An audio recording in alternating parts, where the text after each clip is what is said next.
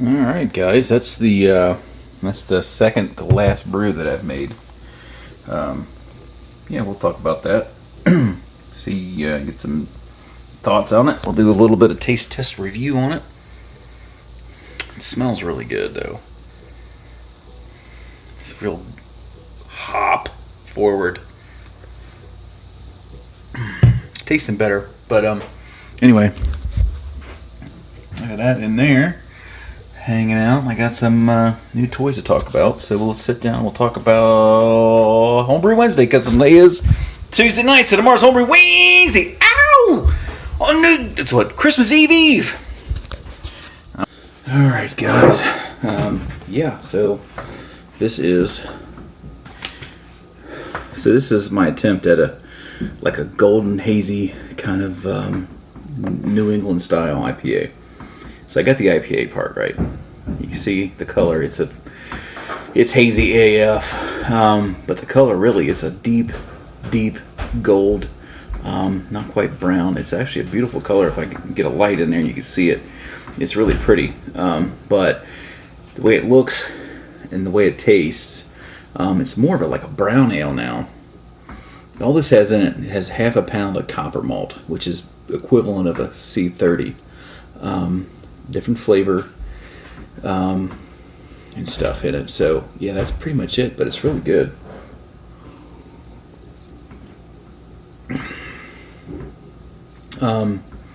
Critique this beer. The flavors are all like tropical fruits, peaches. There's a little bit of, because of the copper malt, it's got some it's almost got like a little bit of toffee in it, which is why I'm saying it's almost like a brown ale now, like a hoppy brown ale.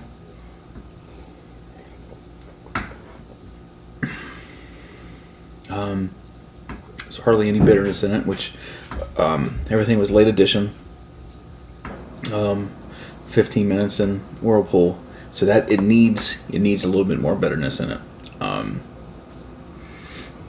But that's just because of the maltiness of it. This is the water chemistry. I made sure that the let's see. Yeah, my this is definitely, I'm a little on the looking at this, but anyway, the water profile I've got set up for this one was as you would do for a malty, like a New England style IPA, where you bring the malts forward, kind of push the hop in the background, the bitterness in the background. But yeah, it's really tasty. It's one of those things you kind of look at and you're like, it shouldn't taste the way it looks, or looks the way it tastes, but it's definitely got something there. So another thing, let's talk about some new stuff that I got. So I was talking about a couple weeks ago, I ordered another garden hose to mail cam lock. So this is the bottle washer now, and this thing's super nice. I've got the mail cam lock to garden hose attachment on my faucet. So now I just put this on there and I'm washing bottles. It's pretty simple. One of the nicest things I've done to myself. So yeah, this is pretty nice. Then I got this from More Beer, which is from this 4-way here from More Beer yesterday. Now this comes with a mail. This comes with a mail quick disconnect like that on this side, right? Well, I took it out. I've got this elbow, this female, and this nipple here. So I harvested it from other stuff that I've got. So this is going to go into the return of my boil kettle. Let me show you guys. I think it's in frame. Yeah. So this will be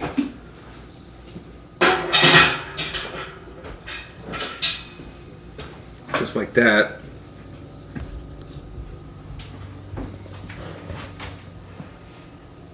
So then when I'm recirculating during Whirlpool, I had this on for the whole entire boil. When I start my recirculation of 15 minutes, then so on when I'm doing my chilling, now I'll know what the temperature is coming out of my counterflow chiller. So this, I'll just undo that. Then I've got this line here that I use strictly to run off from the mash tun into here, into the boil kettle during sparge. So now I'll just go ahead and connect that there, and we'll be done with it. So yeah, another little toy. Pretty excited about that one. Here, Bengal shirt. We suck. So this is awesome. So got that, and if I ever want to use, I still got this line. If I ever want to turn that hose into the cam lock, I've still got this adapter. So I'm pretty happy about that. So what I'm going to do now, I've got this beer. Oh, I brewed Friday morning, sorry. So I've got video footage of that, and it's basically same hop bill is what I've done with this one. I didn't do the biotransformation, so it's still chugging along. So what I've got is 15 pounds of Pilsner, and I've got 1.5 pounds of flaked oats. That's all I've got in it. Original gravity going into the fermenter was 1074, and that's about 6.5 gallons. So I did pretty well with my numbers. I had 1069 was my OG at 8 gallons. So that's pretty good. For hops, my 15-minute addition was 0.67. This is all 0.67 of each of these hops I'm going to list right now. Is a Zaka, Centennial, Galaxy, and Simcoe. So I'm going a little old school and some new school. The Whirlpool editions, an ounce of each, which is Brew 1, Citra, Denali, and Simcoe. So some old school, mostly new school. So hop profile, this is pretty nice. After I tasted this the other day, it was green, and it tasted green, but it's aging nicely. So that's that. I got video of that, and everything's great. Everything went well. It's fermented out USO 5. Water profile is total West Coast hop forward bitterness. Push them all in the background. So what I'm going to do now is I'm going to go ahead and review my SJ Pour beer. Now you guys, SJ Pour, the SJ should be doing the announcement here soon. The scores were due in, I think, yesterday or Saturday. So the finals everything's done with. All the reviews should be out. Still got to publish mine. Mine are done. They're sitting there out there on the YouTube. I just need to change it from private to public. But anyway, this is mine. I'm gonna go ahead and crack it. We'll talk about it and get my impression of it. So anyway, here we go. And this has been sitting in the bottle now for quite a few weeks.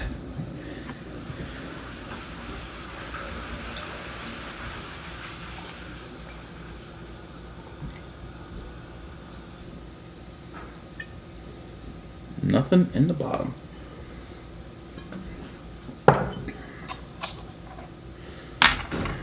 All right.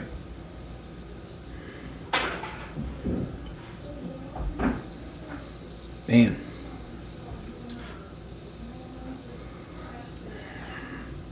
I'm getting like pineapple.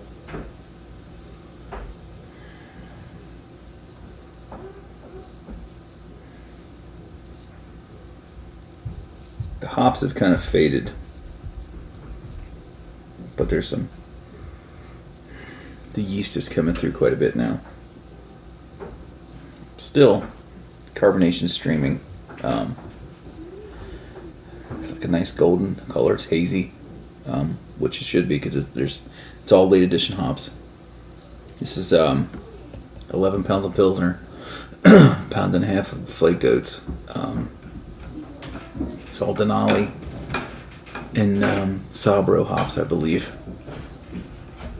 But yeah, the hops have kind of faded away. There's something there. Getting like stone fruit, pineapple, maybe a little faint peach out of it.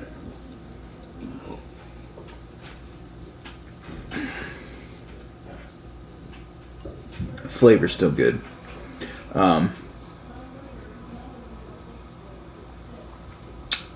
Flavor's about the same. It's fruity. It's more of a nondescript type of fruit on the flavor of that.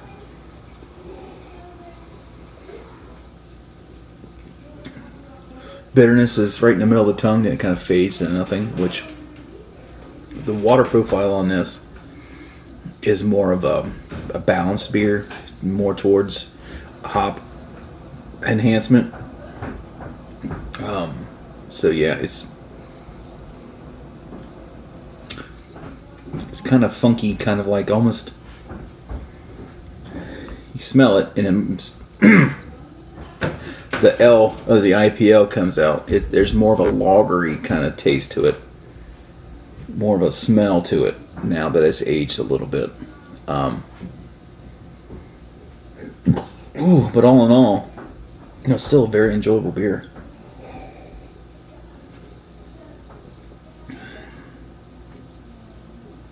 I like it. I like it a lot.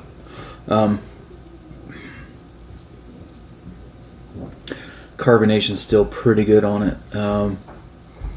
Yeah, it's not highly carbonated, but it's still pretty lively. There's some pear, almost like some pear flavoring to it. But comparing this one to this beer, I mean, this is a lot of malty flavor to it. This one, yeah, the malt, and then it's kind of in the background. This is all yeast and hop German flavors. This one, the copper malt's really fighting for attention. But yeah, this is, it's pretty good. Yeah.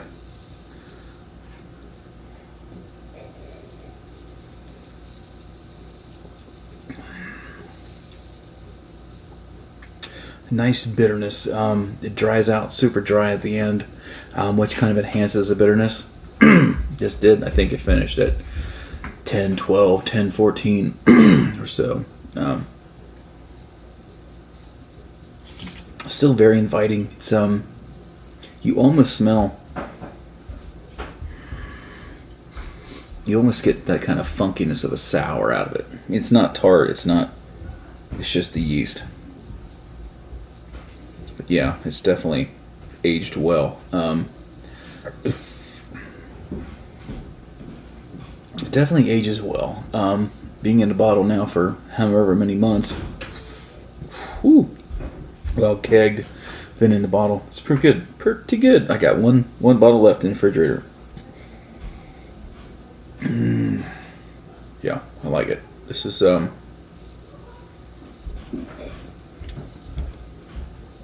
actually really good. Yeah, when the first time I ever brewed this beer, I thought, man, it's just something I tried. I thought, man, it's okay. And really, it's an extraordinary beer. Man, I don't think so. I mean, it's just, for me, it works. It's an experiment that just worked. It's just Pilsner and oats. That's all it is. Then all the late edition hops. Yeah, I was watching Joe's Arcade. He was reviewing the Stone IPL, which I still have some in the refrigerator. And I thought, fuck, I could do that. I mean, it gave me an idea. Well, late edition hops, all that stuff. So anyway, guys, I'm gonna quit rambling. I got a couple beers to drink, so I'm gonna load some footage of the brew day. Tonight is Christmas Eve, so Merry Christmas, Happy New Year to all you guys. Hopefully you guys get plenty of stuff. And hey, thanks for sitting through this long ass video I got, because I'm been bullshitting for 13 minutes. Alright guys, I'll see you. Cheers. What are you doing? You helping me today? Huh? Big boy? Got a helper down here. Hopefully this is about as much as he helps me today. That would be great. Alright, take 3 on a similar beer that I've tried to make twice. This time I stripped it down. It's nothing but 15 pounds of Pilsner. So this is the Viking Pilsner, the free Pilsner that I received from more beer. So that's 15 pounds of that plus a pound and a half of flaked oats. So you see mash is holding steady. The number just flipped over to 149, but it's been holding strong at 148. So, and today I've got one new thing. I've got the you can't see it, but the SS Brewtech recirculation manifolds in there. So yeah, there's the color of the beer. I'm not going to use Voss. I'm going to go ahead and ferment it out with USO5. I got my water salts so that it intensifies the hops, kind of moves the malts into the background, and yeah, we've got 45 minutes left in the mash, so everything's rolling. Yeah, my day's going well so far, knock on wood. I heated the water, my mash water in my boil kettle, heated it up to 160, moved it over to the mash tun, and it came in a little cold, but it heated up pretty quick. pH is 5.5 right now, so I'm not going to mess with it. With the issues I've had with my pH lately, I'm not going to mess with it, so I'm going to leave it as it is, and we're going to roll with it.